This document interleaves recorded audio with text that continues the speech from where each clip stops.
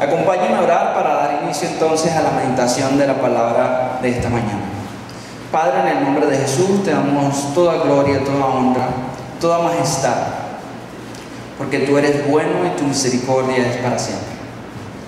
Te pedimos, Señor, que seas tú hablando, Señor, que no sea mi boca, que sea tu palabra, Señor, llegando hasta los corazones, lo más profundo de los corazones, Señor, redarguyendo, Señor.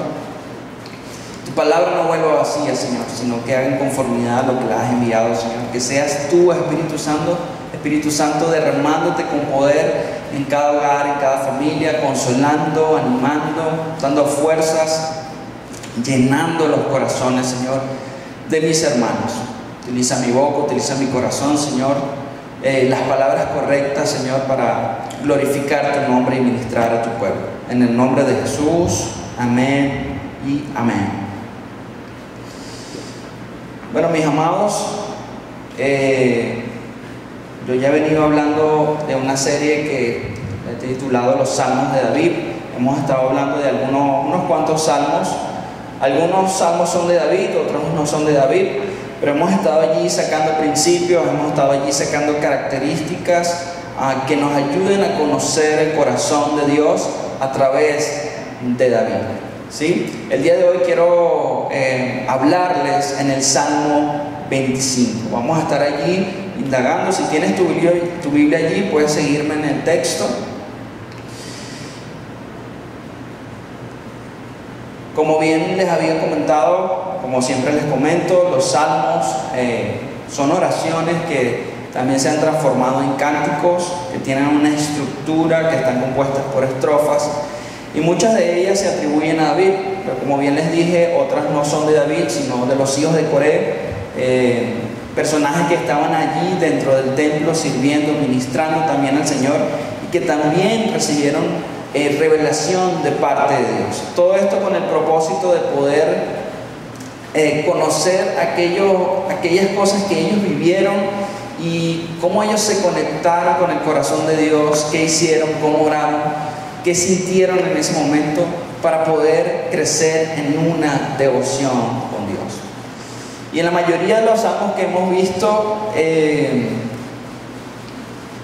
la mayoría son prácticamente oraciones, lamentaciones de angustia, otros son de alabanza, otros son proféticos, así que los salmos hay una gran variedad, que creo que una de las cosas muy características de los salmos es que te muestra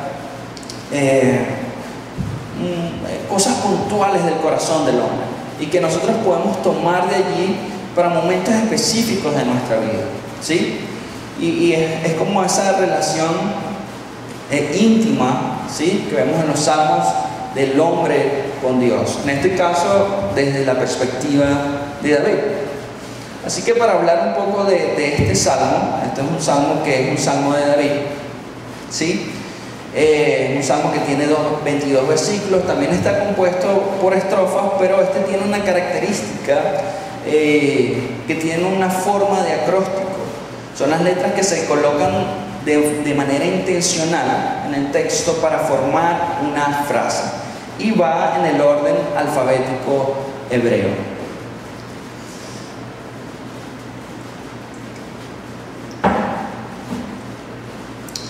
David era llamado un hombre conforme al corazón de Dios, ¿sí? Así que vamos a ver un retrato espiritual en este salmo, un salmo que no voy a tomar todo el salmo, no voy a tomar los 22 versículos, sino que solamente voy a tomar 7 versículos.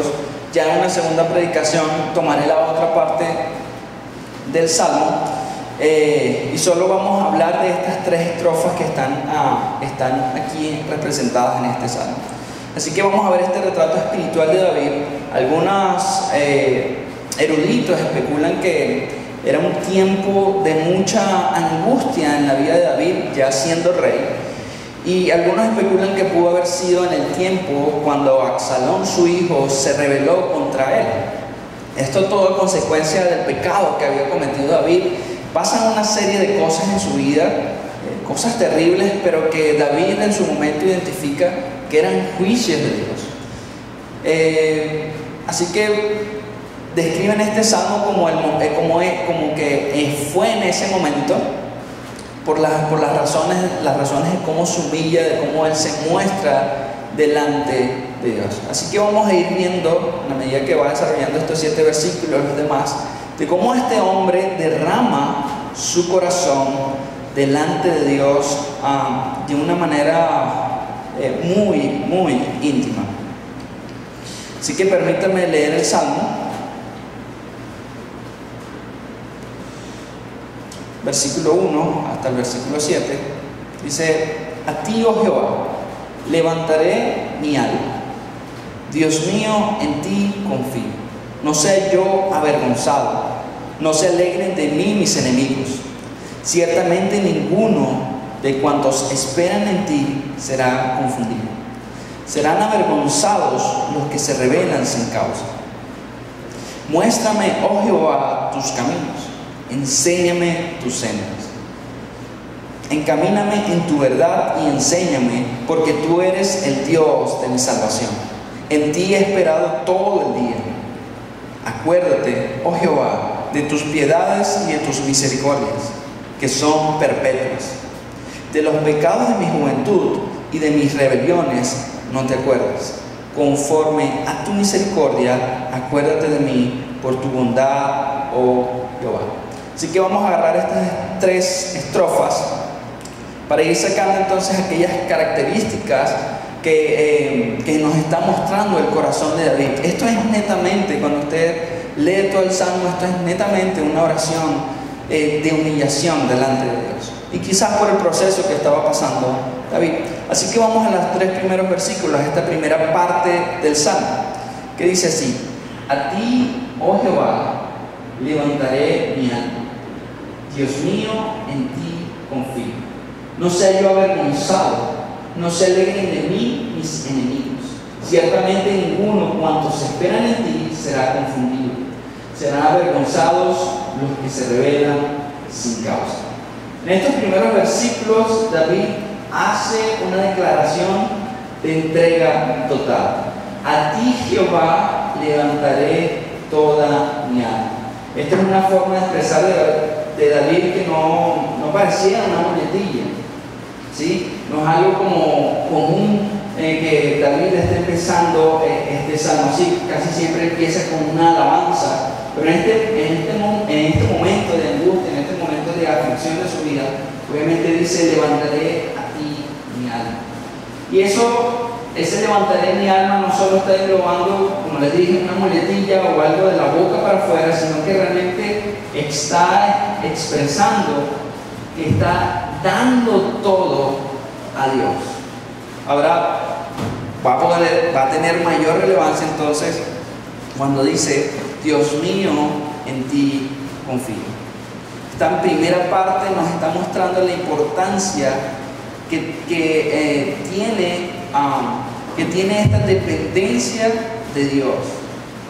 Que David tiene una dependencia de Dios en su relación con Dios. No es algo que simplemente dice: bueno, Señor, en ti confío para este problema. No, Él está entregando total y está diciendo: estoy dependiendo de ti en esta situación. David estaba expresando mucho más de lo que podemos ver a simple vista. Ahora yo me ponía a pensar un poco en lo que estaba haciendo David en ese momento. Estaba haciendo esa entrega total y obviamente pensándolo en mi corazón y también me preguntaba: ¿será que yo puedo depender de esta forma de Dios? ¿Será que realmente nos hemos sentado a internalizar lo que significa depender de Dios? Pero de una manera total. Aquí no hay ningún tipo de manipulación, aquí no hay ningún tipo de astucia de parte de David. Digamos que está presentando el problema de Absalón y quiero que recordemos algunos detalles de ese momento, ¿sí? Primero, a consecuencia de su pecado, la violación de su hija Tamar, justamente también porque había ocurrido por uno de sus hermanos. A causa de esto, entonces Absalón se levanta y empieza un golpe de estado contra el reinado de David. David tiene que salir del reino y esto coloca a David en una posición donde sus enemigos podían blasfemar de lo que estaba pasando. David sabía que era un juicio de Dios. Entonces, de alguna forma, él se encontraba de manos atadas delante de esta situación. Pero él viene y se humilla y reconoce delante de Dios que debe confiar y debe depender de una manera total, sin ninguna pizca de manipulación, de que él pudiera resolver ese problema. Así que lo primero que vemos aquí es una confianza y dependencia absoluta. ¿Cómo es tu confianza y tu dependencia absoluta de Dios? Hay momentos en nuestra vida que nos encontramos en situaciones donde tenemos, o si tuviéramos la oportunidad de poder cambiar algo para nuestra conveniencia, para poder resolver el problema, lo haríamos. Pero creo que allí saldría y se revelaría nuestra verdadera naturaleza. Porque hay algo importante que dice David y que nos da respuesta a lo que David quizás tenía miedo en ese momento. Y dice luego la frase: no sea yo avergonzado. Y la verdad, amados, es que nadie quiere quedar avergonzados. Pero cuando nos encontramos delante de los planes de Dios, quizás el plan que tú estás pensando o lo que está pasando en tu vida simplemente depende de Dios, pero el depender de Dios involucra que aún en esa situación tú puedas estar en vergüenza. O digamos, como la palabra original que pude investigar dice ahí, que puedas decepcionarte de ese plan que Dios tiene contigo. Y la verdad es que nuestro corazón no quiere sentir eso y buscan la forma de poder nuestra mente, de poder resolver con nuestras fuerzas para no quedar en vergüenza. Pero eso no es lo que Dios nos está enseñando aquí. Eso no es lo que Dios está aprendiendo de David. David estaba siendo enseñado, estaba siendo perfeccionado en esta confianza y dependencia absoluta de Dios. Vamos a ponerlo en otros planos, quizás confianza y dependencia absoluta en la provisión de Dios. Quizás confianza y dependencia absoluta para poder resolver cierta situación, cierto conflicto en nuestra vida. Pero buscamos la forma de que todo pueda suceder rápido y que sea nuestra conveniencia, pero cuando vemos el plan de Dios, que es mucho más largo, quizás el camino es mucho más difícil, no nos gusta pasar por allí. David se encontraba en una situación bastante difícil, atado de manos, pero decidido a no actuar en sus propios esfuerzos, sino depositar su confianza en Dios. ¿Sabes algo, amado hermano? Mi corazón no le gusta confiar en el Señor. A mi corazón no le gusta depender de Dios. Mi corazón prefiere sentirse seguro en los planes que está haciendo que confiar en los planes de Dios. Eso es lo que estaba haciendo David. Yo creo que muchas veces nos hemos sentido así. No nos gusta el plan que está planteando el Señor. A veces no tenemos alternativas y Dios nos lleva por allí. Y solo nos queda aprender a depender de Él. Este es un camino de fe. Es un camino que solo ves quizás a 1 metro de distancia y hasta ahí llegas. Y lo demás queda simplemente en la fe y en las manos de Dios. No siempre vamos a tener el control. Aparte que la palabra nos dice que en nuestros esfuerzos, en nuestros planes, se introduce en nuestro corazón y nuestro corazón es más engañoso que todas las cosas. Así que obviamente nuestro corazón nos va a llevar por el camino más fácil. Pero ¿qué tal si dejamos que Dios obre y encontramos bendición? Mejor dicho, si probamos este camino vamos a encontrar bendición, aunque el camino que Dios haya decidido para nosotros no sea el más favorable, no sea el más rápido o aquel que tenga la mejor solución. Pero vamos a encontrar igual bendición de Dios. El versículo dice: no sea yo avergonzado, no se alegren mis enemigos. David no quería quedar en vergüenza delante de sus enemigos. No solo porque sus enemigos quizás blasfemarían contra el nombre de Dios, del Señor, sino porque él mismo quedaría en vergüenza.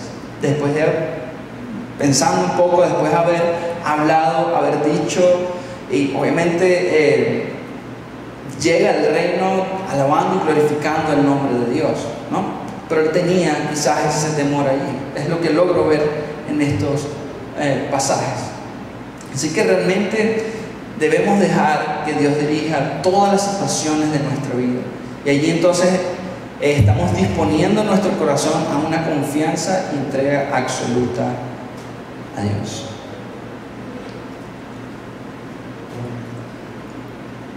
Entonces, hermanos, la pregunta es, ¿realmente quiero seguir diciendo, Señor, en ti confío? ¿O queremos seguir en nuestros planes, queremos seguir en nuestros esfuerzos? Creo que nos pasa mucho. Ahora te preguntarás, entonces, ¿cómo puedo aprender a depender de Él totalmente? ¿Cómo puedo entregar mi corazón? ¿Cómo puedo depender o tener esta dependencia de Él total, así como David? El día de ayer estábamos en nuestra reunión online de los jóvenes y justamente al final de toda la enseñanza se tocó un tema bien chévere, ¿no? Y una de las jóvenes, el predicador decía que en nuestro Señor siempre vuelve todo como al inicio, ¿no? Empieza o nos da una nueva oportunidad, parafraseando un poco lo que él estaba diciendo. Así que una de las jóvenes preguntó en el grupo y dijo, pero ¿cómo volvemos al inicio? ¿Cómo volvemos a ese inicio? Y simplemente la palabra que saltó en ese momento de algunos de los jóvenes, y mientras hacía la prédica, recordaba ese momento. Así que nos fuimos a Apocalipsis. Apocalipsis capítulo 2, versículo del 4 a 5. Dice así: pero tengo contra ti que has dejado tu primer amor. Recuerda por tanto de dónde has caído y arrepiéntete y haz las primeras obras. Pues si no, vendré pronto a ti y te quitaré tu candelero de su lugar si no te hubieres arrepentido. Has dejado de hacer las primeras cosas. Has dejado el primer amor. Amados, lo que nos está mostrando aquí David es una relación íntima, que solo esta confianza y esta dependencia total la encontramos en esa relación íntima. No hay otro lugar, amados. No hay libro que valga, no hay persona que valga. Nadie puede tener una relación con Dios por ti. Tú mismo tienes que acercarte. Y eso es lo que nos está enseñando David en este salmo. Él mismo se está acercando, se está humillando porque no encuentra salida, está en manos atadas y solo le queda depender de Dios totalmente. Y esas son las primeras obras. Ese es el inicio de todo. Y es el único lugar donde tú puedes estar seguro. Y solo pasa cuando lo podemos comprobar. Solo entendemos quizás esta palabra cabalidad cuando realmente entramos y nos esforzamos por estar en ese primer amor en el Señor. Y en Apocalipsis dice: arrepiéntate y haz las primeras obras. Así es que volvemos al inicio. Así es que podemos recobrar, podemos recordar. O quizás ahorita te sientes seco, quizás ahorita te sientes débil, pero volviendo al inicio es donde vas a poder volver a sentirte lleno, a sentirte fresco, animado para servir, para alabar, para entregar toda tu vida al servicio del Señor.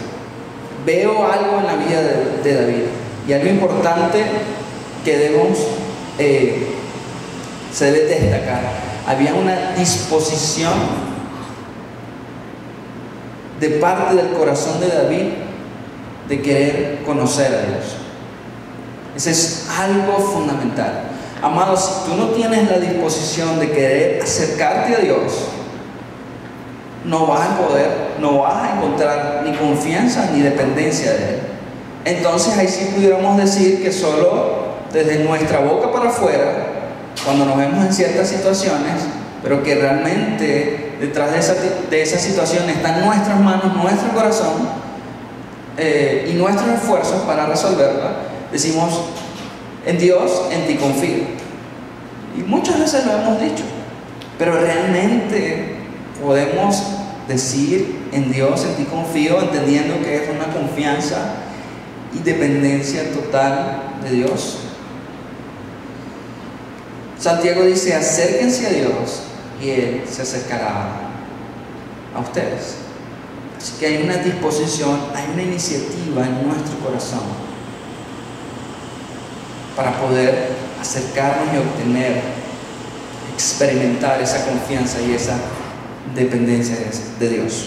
El versículo 3: ciertamente ninguno de cuantos esperan en ti será confundido, serán avergonzados todos los que se rebelan sin causa. Ya en el versículo 3 nos da la seguridad que aquellos que han confiado no serán avergonzados. Pero estamos hablando de la confianza que de alguna forma estoy describiendo aquí al principio. Una confianza de corazón, una dependencia de un genuino corazón. Cuando dice aquí la palabra confundido, no es los que esperen en ti no serán confundidos. En la palabra hebrea es la misma que utiliza para ser avergonzado. O sea, no está diciendo solo confundido, sino avergonzado. Bien, ahora entramos a la segunda parte de este salmo. Dice el versículo 4: muéstrame, oh Jehová, tus caminos, enséñame tus sendas, encamíname en tu verdad y enséñame, porque tú eres el Dios de mi salvación. En ti he esperado todo. Ok, una vez que hemos aprendido a depositar nuestra confianza en el Señor, así como David, entonces estaremos dispuestos a hacer esta oración. Porque la verdad es que si no tienes esta dependencia y confianza en el Señor, no puedes decir o no puedes orar y decirle: Señor, muéstrame tus caminos. Porque cuando depositas esa confianza, cuando tienes esta dependencia, simplemente estás rindiendo todo tu ser. Como decía David, levantaré mi alma a ti.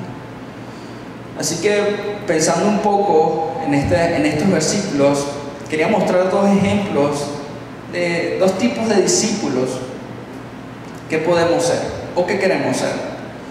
El primero está en Juan capítulo 6, versículos 60 al 69, y dice así: al oírlas, muchos de los discípulos dijeron: dura es esta palabra, ¿quién puede oír? Sabiendo Jesús en sí mismo que sus discípulos murmuraban de esto, les dijo: ¿esto os ofende? Pues ¿qué si vieres al Hijo del Hombre subir a donde estaba primero? El Espíritu es el que da vida, la carne para nada aprovecha. Las palabras que yo os hablo son espíritu y son vida, pero hay algunos de vosotros que no creen, porque Jesús sabía desde el principio quiénes eran los que no creían y quién le había de entregar. Y dijo: por eso os he dicho que ninguno puede venir a mí si no le fuera dado del Padre. Desde entonces muchos de sus discípulos se volvieron atrás y ya no andaban con él. Dijo entonces a los 12: ¿queréis acaso iros también vosotros? Le respondió Simón Pedro: Señor, ¿a quién iremos? Tú tienes palabras de vida, y nosotros hemos creído y conocemos que tú eres el Cristo, el Hijo del Dios viviente. Ese es un tipo de discípulo, no hablando de Pedro. El segundo, Mateo capítulo 5, hablando ya de las bienaventuranzas, dice, versículo 1 y 2: viendo la multitud, subió al monte, y sentándose, vinieron a él sus discípulos, y abriendo su boca, les enseñaba. En los primeros versos vemos a unos discípulos que seguían a Jesús, pero no solo estaban allí por el beneficio que les daba. Y al no entender esta palabra que les estaba diciendo, de alguna forma se ofendieron contra Jesús por lo que él estaba diciendo, pero realmente ellos estaban allí por el pan. Y Jesús los confronta, les ofende esta palabra. Y lo primero que hicieron ellos fue irse, simplemente como eso.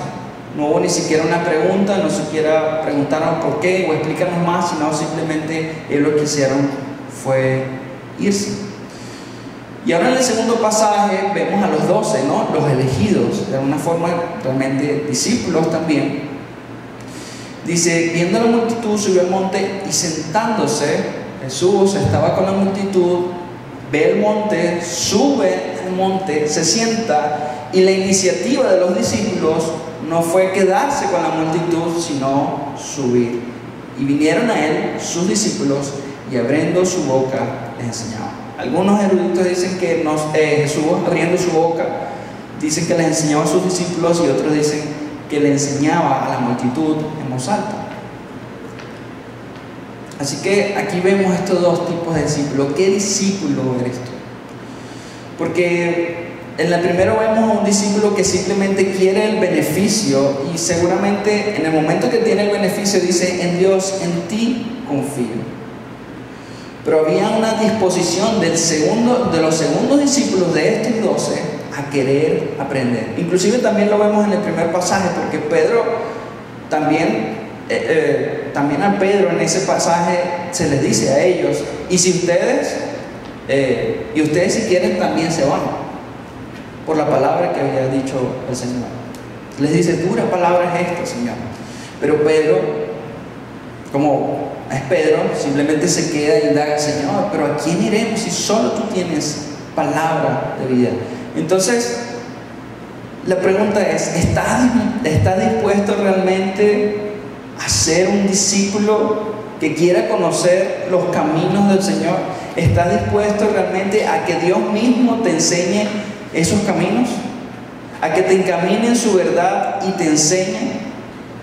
Es un compromiso. Es un compromiso. Y obviamente el Señor no le va a enseñar a cualquiera. Fíjense que estos discípulos estaban caminando con Jesús, pero solo los 12 tuvieron la disposición, la disposición de su corazón de sentarse, de humillarse y querer escuchar realmente sus caminos. Igual pasaba con David. David se había equivocado, había fallado, estaba sufriendo las consecuencias de su pecado, pero aún así él se humilla delante del Señor y le dice, Señor, enséñame tus caminos para quizás no volver a fallar. Enséñame realmente tus sendas para encamíname en tus sendas, encamíname en tu verdad. Pero para eso está la pregunta, ¿estás dispuesto a escuchar estas palabras? Porque una vez que escuchas estas palabras, quizás puedas decir como Pedro le dijo al Señor, dura palabra es esta. Y hagas como los demás discípulos, al ver que no es algo que beneficie a tu corazón, sino que es algo que te puede avergonzar, entonces lo primero que haces es huir. De la forma que sea, el hecho de huir, de apartarse. No me parece eso que estás haciendo, Señor. Bueno, entonces no estás realmente dispuesto a asumir mis caminos ni a encaminarte en mis sendas, como dice el Salmo. Pero estos versículos yo creo que es lo que hacen característico el título que recibe David, un hombre conforme al corazón de Dios. Un hombre humano totalmente, lleno de problemas por todos lados, pecador como nosotros también, pero algo entendía David, venía delante del Señor dispuesto a aprender y realmente obedecer.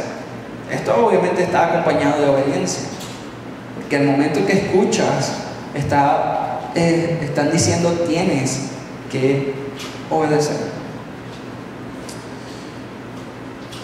Así que las palabras, la oración de David no es a la ligera. Estaba dispuesto a asumir este compromiso. Igual que lo asumió, porque no fue el mismo David más adelante. Y Dios siguió hablando de David.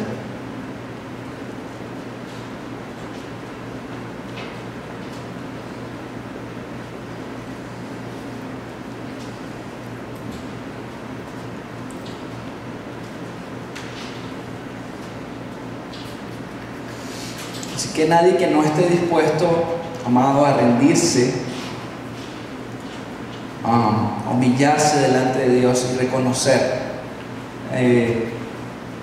o entregarse totalmente, puede conocer sus caminos, puede conocer sus enseñanzas.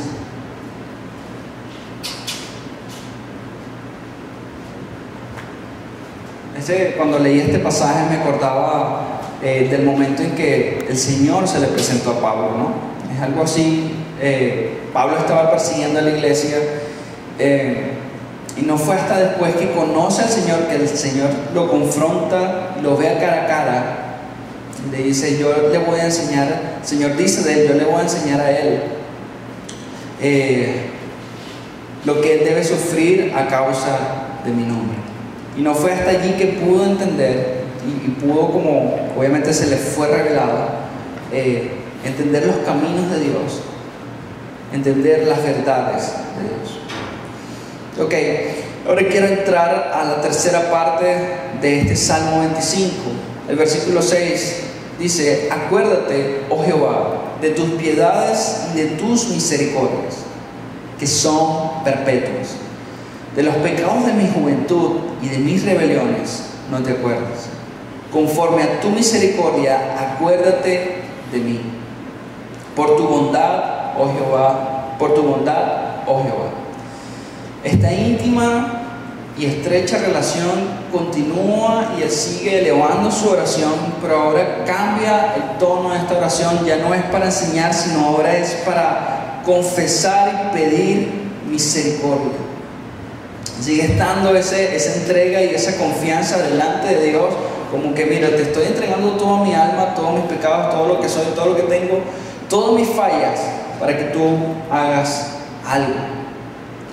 Y aquí, amados, David nos enseña que es imposible entrar a su presencia y en una íntima relación y no ser movidos a confesar o a pedir perdón para ser limpiados de nuestro pecado.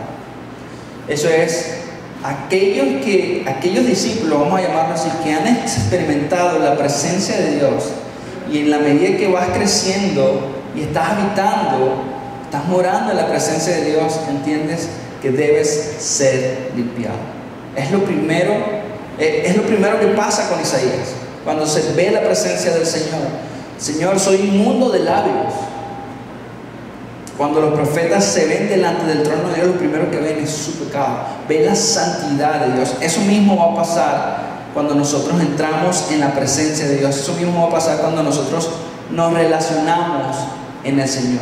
A medida que lo vamos conociendo, vamos siendo purificados por su palabra, por supuesto, pero también van saltando esas asperezas, esas impurezas en nosotros para ser limpiados. Porque Él se relaciona, o cuando nos relacionamos con Él, vamos siendo santos, estamos siendo transformados en santidad. David entendía esto y lo vamos a ver en el Salmo 19, versículo del 12 al 14. Mira lo que dice: ¿quién podrá entender sus propios errores? Líbrame de los que me son ocultos. Preserva también a tu siervo de las soberbias. Sigue describiendo esos pecados que él tiene, que no se enseñoreen de mí. Entonces seré íntegro y estaré limpio de gran rebelión. Sean gratos los dichos de mi boca y la meditación de mi corazón delante de ti, oh Jehová, roca mía y redentor mío. Obviamente este tema del pecado es algo espiritual, y decirte que seas consciente de eso, a menos que vaya con una palabra inspirada por el Espíritu Santo hacia tu corazón, eso no lo vas a entender tan fácilmente hasta que seas confrontado por la santidad de Dios, y entonces allí puedas comprender que el tema del pecado es algo serio en nuestra vida y necesitamos deshacernos de él. Y nos afectaba a la vida en su momento, a nosotros también nos va a afectar. Pero el punto es aquí, amados, que David está diciendo: Señor, acuérdate, oh Jehová, de tus piedades, de tu misericordia, que son perpetuas. Este tercer punto es: reconoce tu condición delante de Dios. Si tú, cuando entras a la presencia de Dios, te sientes el más bueno, el más bondadoso, el más limpio de toda la tierra, pues, amado, créeme que es al revés. eres el más desdichado que puede haber, porque no estás reconociendo tu condición delante de Dios. Y eso es soberbio, de alguna forma. Y lo que está buscando Dios es purificarnos cada día. Ya sea a través del perdón, ya sea a través de confesar nuestros pecados, ya sea de la humillación delante de Dios, así como David, de las diferentes formas que Dios ha establecido en su palabra. Pero el punto es, reconoce tu condición delante de Dios. Si la reconoces, amado, has ganado un buen trecho en esta batalla, ¿sí?, contra el pecado. Muchas veces somos inconscientes de eso. Y en la medida que no tenemos esta dependencia total o esta entrega total de Dios, pareciera que en la medida que vamos caminando, que todo estuviera bien, no estuviera pasando nada. No sé si te pasa, bueno, muchas veces me ha pasado que he entrado a orar y ni siquiera he pedido perdón a Dios. Ni siquiera he pedido perdón a Dios por los pecados que me son ocultos. Y de alguna forma cuando medito esto digo, Señor, perdóname, porque yo tengo que humillarme, yo tengo que pedir perdón por eso, porque aún hay cosas en mí, hay cosas en mi mente, en mi corazón, que maquinan y que ofenden a Dios. Esa es la condición que tenemos ahorita, pero nos humillamos, reconocemos, le decimos al Señor, Señor, límpiame cada día más. Y en esa limpieza entonces somos transformados. Voy a invitar a los músicos a que pasen. Ya para terminar, amados, Dios es bueno. Lo mejor que Dios puede hacer por nosotros es limpiarnos de nuestro pecado. Eso es lo mejor que Dios puede hacer con nosotros y transformarnos a su imagen y semejanza. Así que, amados, reconocemos tres cosas en este salmo: una confianza, una dependencia absoluta de Dios, el estar dispuesto a asumir las enseñanzas de Él, pero con una entrega y confianza total, con un corazón íntegro delante de Dios. Y tercero, también vemos que debemos reconocer nuestra condición delante de Dios. Aún tenemos pecado en nuestra vida, aún debemos ser perfeccionados. Romanos capítulo 6, versículos 11 al 13 nos dice: así también vosotros, considerados muertos al pecado, pero vivos para Dios en Cristo Jesús, Señor nuestro. No reine pues el pecado en vuestro cuerpo mortal, de modo que lo obedezcáis en sus concupiscencias, y tampoco presentéis vuestros miembros al pecado como instrumento de iniquidad, sino presentaos vosotros mismos a Dios como vivos de entre los muertos, y vuestros miembros a Dios como instrumentos de justicia. Amén. No reine pues el pecado en vuestro cuerpo mortal, pero vivos para Dios. Estamos vivos para el Señor, amados. Él nos ha transformado para ser instrumentos de justicia, para limpiarnos y ser a su imagen y semejanza, en una relación directa, en una relación de confianza. Creo que es una de las características de Dios el ser un padre bueno, un padre que no escatima, un padre que da todo para con sus hijos. Tiene misericordia de nosotros, pero aún nos da bondades en la medida que avancemos, aún a pesar de que fallemos. Y hay momentos donde nos reprende y eso es bueno, donde nos disciplina y eso es bueno, porque quizás como dice Hebreos, la disciplina que se aplica aquí no es muy grata, no es muy buena, pero en su momento dará un fruto apacible en nuestro corazón. Así que, amados, lo único que podemos hacer es entregarnos a este Padre Celestial. Es sabio de David. Era lo más sabio que David, o podemos ver que es lo más sabio que David está haciendo en este momento, y era entregarse en las manos de Dios. Señor, aquí estoy. Elevo a ti mi alma. ti confío. Enséñame y encamíname en tus sendas. Porque él sabía que ahí estaba la respuesta, ahí estaba la solución a todos sus problemas, sean beneficiosos o no sean beneficiosos para él.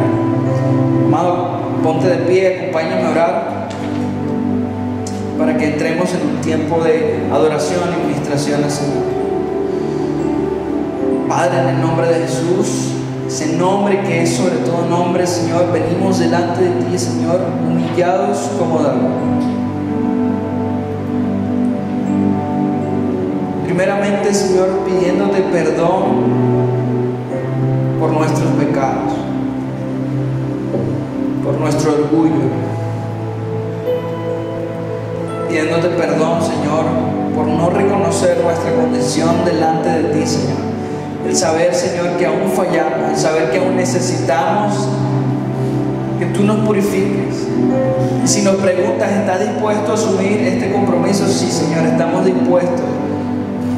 Como dice Pedro, solo tú tienes palabra de vida eterna, Señor.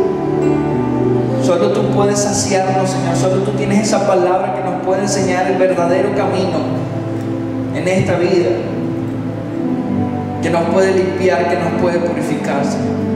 Purifícanos, Señor. Derrama con poder tu Espíritu Santo, Señor, para que redarguya de pecado, de justicia y de juicio, Señor. Un encuentro personal. Que volvamos también a las primeras obras, Señor. A eso que hemos dejado y que ahora quizás en nuestro corazón sediento, seco, como dice David, brama por corrientes de agua. Tú que eres el agua de vida, Señor. Sácianos, Señor. Sacia nuestra alma y atráenos a ti, Señor. Atráenos a ti, Dios. Y en pos de ti correremos, Señor. En ti confiamos, Señor. Enséñanos cada día a confiar, a avanzar, Señor. Te damos toda la gloria, Señor, toda la honra a ti, Dios.